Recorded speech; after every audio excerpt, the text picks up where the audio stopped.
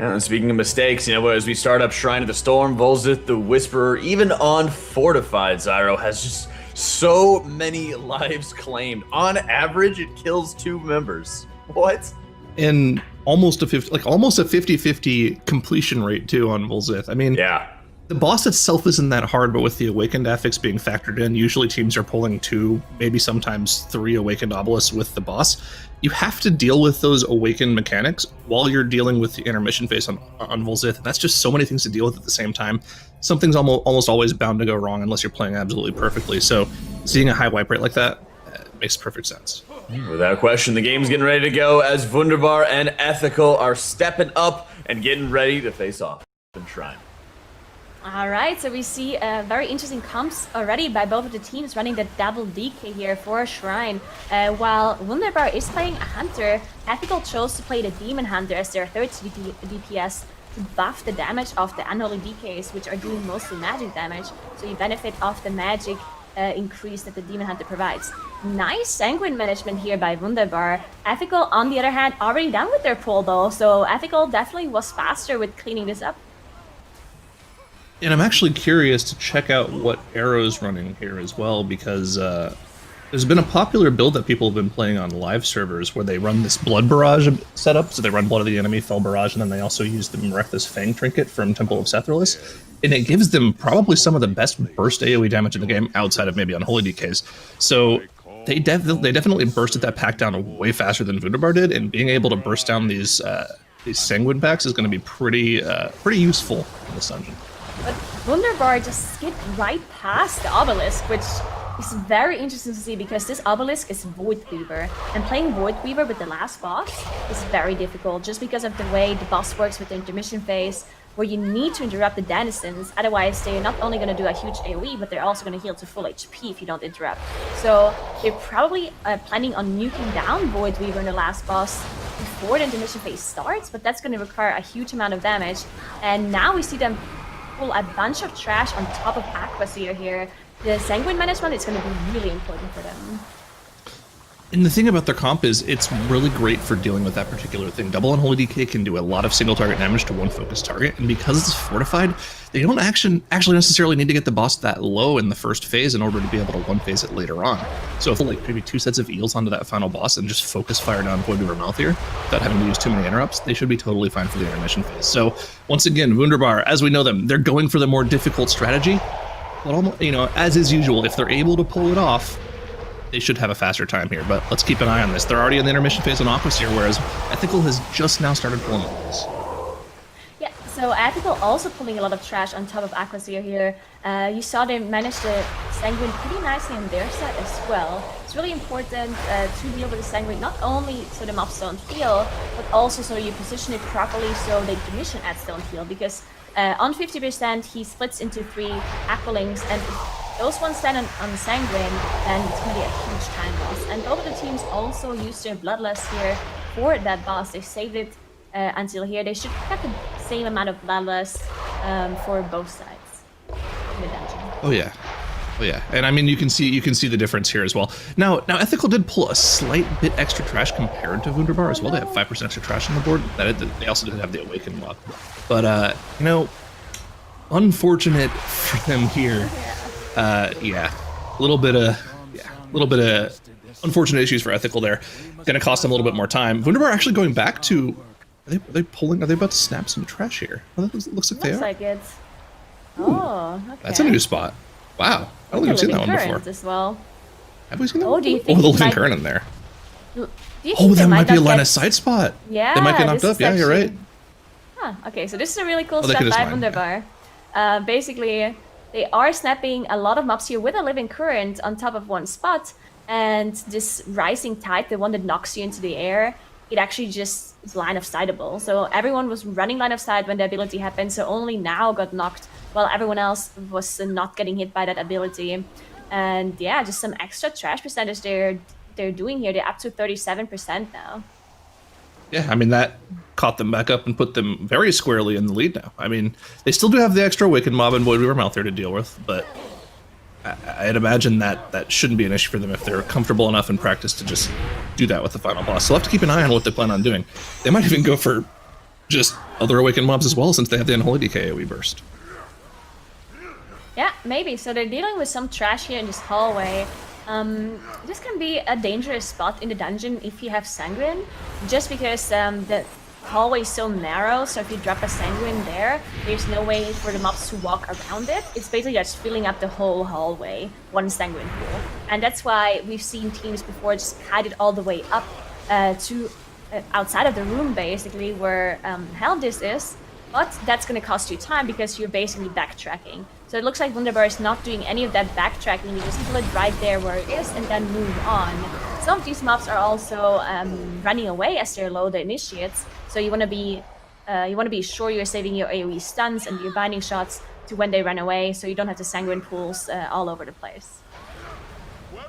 Oh man, well, back to a full health Aquaseer it is for Ethical. Oh no. Yeah, they're just gonna have to chunk through the entire boss's HP. I mean, it is unfortified, but it's still a lot of HP to chunk through on 21, so that's gonna cost them probably a solid 2 or 3 minutes here.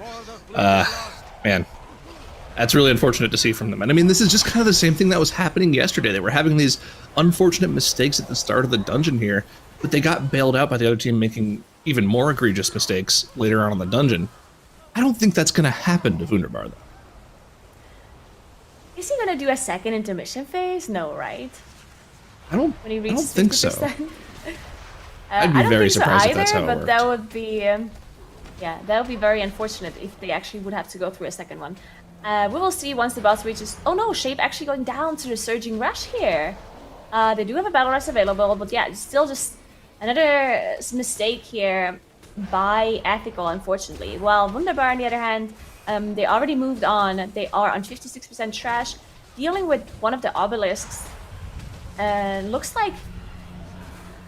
Okay, so it looks like they're using the obelisk to skip the initiates, which makes sense because it's Sanguine, but there's actually a spot where you can snap those mobs to, where Sanguine doesn't heal them. So maybe not. Okay, it looks like they're pulling the initiates. Looks like he's pulling them up, yeah. Okay. They're gonna let the DK stack their oh yeah. bursting stacks on them and then just pop them all on the boss, and then they've got to ring a piece if they really want to knock them away. But I mean, they all instantly died anyways, so it doesn't even really matter. The only thing that's really going to be an issue are these 2 attendants that are on top of the boss. Looks like they saved the ring a piece for that, and there they go right now. Yeah, so doing a pretty good job dealing with Sanguine here. I think Brother Ironhall was standing in the Sanguine for a little while there, but didn't cost them too much time, so they should be able to finish it off now. Looks like they're now also moving to the side, so they can basically ignore the tornadoes. This spot basically just means that you can attack from the top, and the tornadoes don't reach you, so it's very convenient for these teams. Not only is it safer to play it this way, at least for everyone except the tank, but you also don't lose any DPS on your melees from having to dodge the tornadoes. Yep. Just a pretty typical strategy that we've seen. I believe we saw that first in the second half of last season, so this is just something that people have adapted to doing and making sure they can dodge those tornadoes and lets you evenly cleave them down, like you mentioned, just free, efficient DPS. And because they dealt with the trash the way they did, they're not going for the burn down Gale Caller and then cleave trash on top of Brother Ironhole afterwards strategy that we sometimes see other teams employ. So just going to be cleaving these 2 down and then probably moving on to the rest of the dungeon. Now, the interesting thing is, since they dealt with the Awakened Obelisk already, they're going to have to do some sort of Shadow Meld skip to get through this next gauntlet section of the dungeon before they get to the bridge, and that can be kind of a pain to deal with. Yeah, so they definitely don't have to do that much trash anymore, because they're already 62% and they need approximately 80%, a little bit more than 80, before they go to the last boss, so not that much left for them to do here. We see 2 deaths come in by Ethical, though, unfortunately. They were doing a pretty huge pull on their side. I think they pulled all of the room inside, except the mini-boss, on top of Helldis here. And we saw Skylight just all snap it onto one of those lanterns. So that was a pretty huge pull that they did, but unfortunately they had those 2 deaths. Not really sure if they managed to finish off the rest of the trash, but it looks like Chompy's actually going into the Nihilotha realm to do some sort of skip on the other side. Well, Wunderbar is looking like doing a pretty huge Enforcer pull on this side, so after this Enforcer pull, I think they can skip the whole bridge. I'm trying to do the quick math in my head. I think they need a little bit more trash. I think they might have to do 2 of the bridge packs in order to get to the trash percentage they want to get to. Although they do still have 3 awakened mobs at the final boss.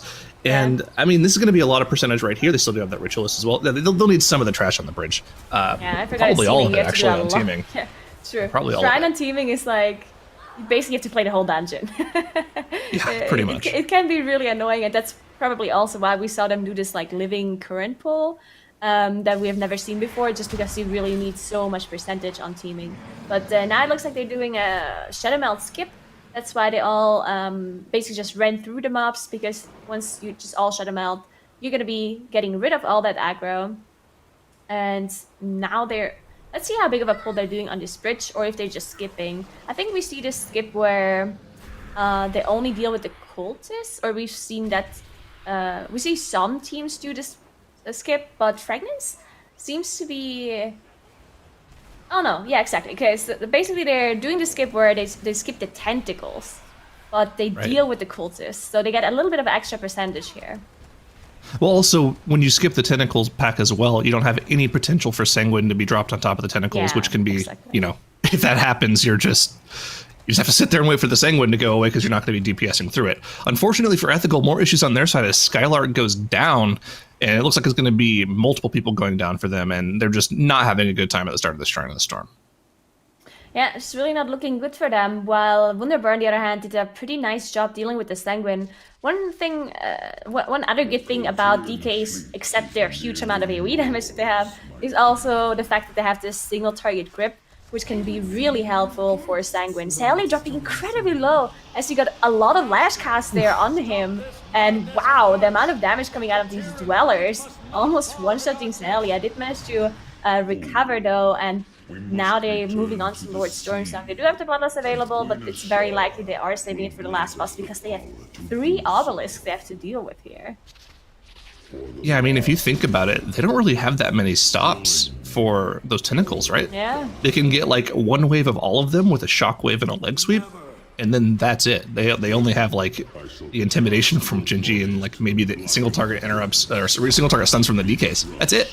So once that first initial wave gets stunned, they're just getting hit by everything. You saw like 30 stacks going on top of the entire group, so that could have been very dangerous there if one person got focus fired down, but able to heal through it. Zaylia, of course, one of the best healers in the game right now, able to make sure nobody goes down. And yeah, just difficult scenarios just being dealt with cleanly by Wunderbar. You know, it's just how they do it. Yeah, they're also on 0 deaths so far, so incredibly clean run here by Wunderbar. And now we also saw an immunity coming out, Turtle plus 2 AMS by the DKs to immune that mind control, the mind bender. The only person that does not have an immunity for it is Celia, and thankfully they didn't get the mind bender on him, so they were able to completely just skip that ability. And this time they weren't able to skip it, but it was on Celia, so the one target that is doing the least amount of damage in their team, and therefore another lucky pick here on the Wunderbar side.